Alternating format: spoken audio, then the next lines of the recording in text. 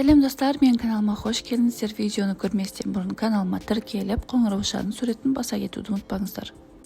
Жасанды түсіктен кейінгі күтім. Түсіктен кейінгі етеккір. Түсіктен кейінгі әйелдің өз қалпына келуіне қанша уақыт керек? Дұрыс қалыпқа келу үшін не істеу керек? Түсіктен кейін не істеуге болмайды? Осы және өзге сұрақтардың жауабын видео барысында білетін боласыздар. Түсік жасату әйел ағзасы үшін өте салмақты процедураға жатады және көптеген ем шараларды талап етеді. Қалпына келу үшін қанша уақыт керек? Түсіктен кейінгі жатырдың қайта қалпына келуі оған жасалған әдістерге байланысты болып келеді. Қайта қалпына келудің ең қысқа мерзімі вакуумдық түсік тастаудан кейін байқалады. Бұл әдіс әйел ағзасы үшін зиянсыз. Әсіресе бұл әдіс түсік тастаудың ерте кезеңінде жасалса. Вакуумдық жасанды түсік тастау кем дегенде 10 минут уақыт алады және де УЗИ аппаратының бақылауымен жасалады. Осылайша ауытқулардың алдын алуға болады. Дәрілік түсік тастау уақытпен қайта қалыпқа келуді көбірек талап етеді. Себебі дәрі қабылдау гормондардың өзгерістерінің бұзылуын тудырады. Әйел ағзасының функцияларының барлығына да әсер етеді. Дәрілік түсік тастаудан кейін міндетті түрде қажетті анализдерді тапсыру қажет. Дәрігер анализдерге қарап кездесуі мүмкін ауытқулардың алдын алып ем шараларын жүргізеді. Ең ұзақ қалыпқа келтіру процесі хирургиялық түсік тастаудан кейін орын алады. Қабынудың алдын алу үшін әдетте кең спектрлі антибиотиктер тағайындалады. Ауырсыну белгілері спазмолитиктермен жойылады. Кейбір жағдайларда дәрігер шөптен жасалған дәрілерді ұсынуы мүмкін. Операциядан соң 2 аптадан кейін тіндердің қалдықтары жоқтығына көз жеткізу үшін бақылау ультразвуктық зерттеу жүргізіледі. Сирек жағдайларда қайталанатын кюретаж қажет. Аборттан кейін ықтимал асқынулардың алдын алу үшін денсаулығыңызға ерекше назар аудару маңызды. Негізгі сәттердің бірі жамбас мүшелерінің қабынуына әкелетін гипотермиялық болдырмау. Сондай-ақ қалыпты ауа айналымын қамтамасыз ету және тітіркену қаупін азайту үшін табиғи материалдардан жасалған іш киімдерді кию ұсынылады. Жыныс мүшелеріне арналған гигиеналық процедуралар күніне 2 рет орындалу керек. Аборттан кейінгі кезеңде тампондарды пайдалану қатаң ұсынылмайтынын есте ұстаған жөн, өйткені бұл жағдайда нашарлатып асқынуларды тудыруы мүмкін. Бұл кезеңде әйел күйзелістен аулақ болып, эмоционалды тепе-теңдікке ұмтылуы керек. Процедуралардан кейін 2-3 ай бойы гинекологқа жүйелі профилактикалық бару ықтимал проблемаларды уақытында анықтауға көмектеседі. Денсаулығыңыздың азғантай нашарлауы кезінде өз-өзіңізді емдеу емес, білікті медициналық көмекке жүгіну маңызды. Менструалды цикл қашан қалпына келеді? Аборттан кейінгі етеккір циклын қалпына келтіруі жүктілікті тоқтату әдісіне байланысты. Вакуумдық және хирургиялық түсік түсіргеннен кейін цикл әдетте 30-40 күн ішінде қалпына келтіріледі. Сирек жағдайларда 60 күнге дейін кешіктірілуі мүмкін. Егер осы кезеңде етеккір келмесе, сіз гинекологпен кеңесуіңіз керек, өйткені ұзақ кешігу функционалдық кистаның болуын көрсетуі мүмкін. Онда етеккір қаны патологиялық қуыста жиналып шығарылмайды. Дәрілік түсік тастағаннан кейін етеккір циклы тезірек қалыпқа келеді.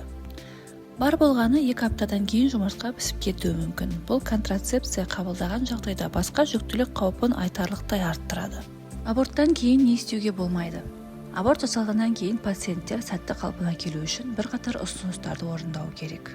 Бірнеше апта бойы инфекция қаупін болдырмау үшін ыстық ванналарды қабылдауға, сауналарға, бассейндерге баруға және ашық суда жүзуге тыйым салынады.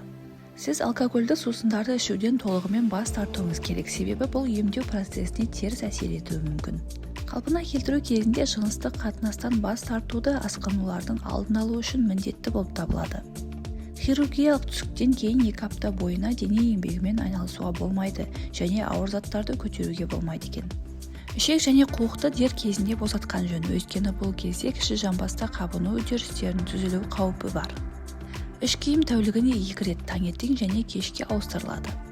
Психологиялық қолдау. Түсік тастағаннан кейін әйелдер психологиялық қиындықтарға тап болуы мүмкін. Сол себепті мамандармен сөйлесу пайдалы болуы да мүмкін.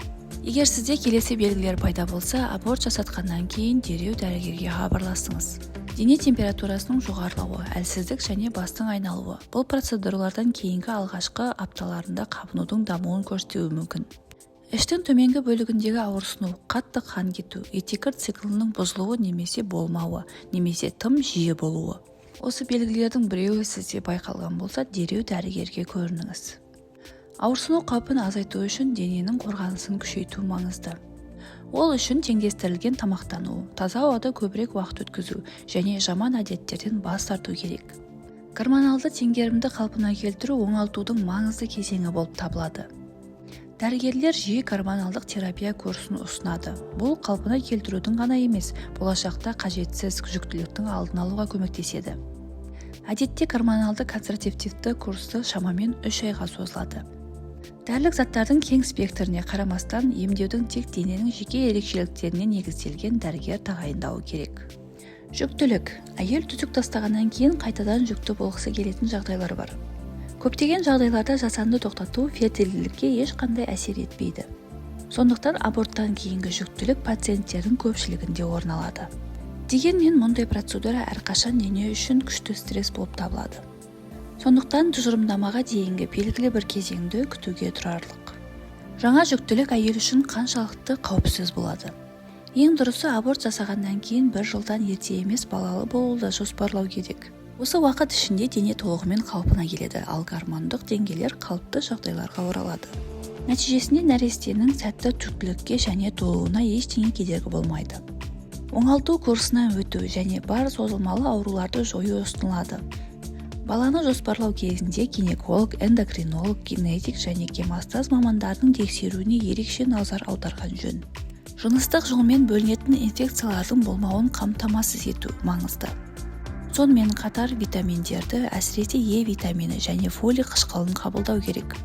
Егер жаңа жүктілік түсік түсіргеннен кейін 3-4 айдан ерте пайда болса, онда сіз өзіңіздің денсаулығыңызға ерекше назар аударуыңыз керек. Сіз дереу жүктілікті бақылайтын және сізге қажетті терапияны тағайындайтын тәжірибелі гинеколог маманына жүгінуіңіз керек. Өздігінен түсік түсу қаупін барынша азайту және баланы құтқару үшін қолдан келгеннің бәрін жасау маңызды. Видеодағы ақпараттар сізге пайдалы болған болса, лайк басып, комментарий жаза кетуді ұмытпаңыздар.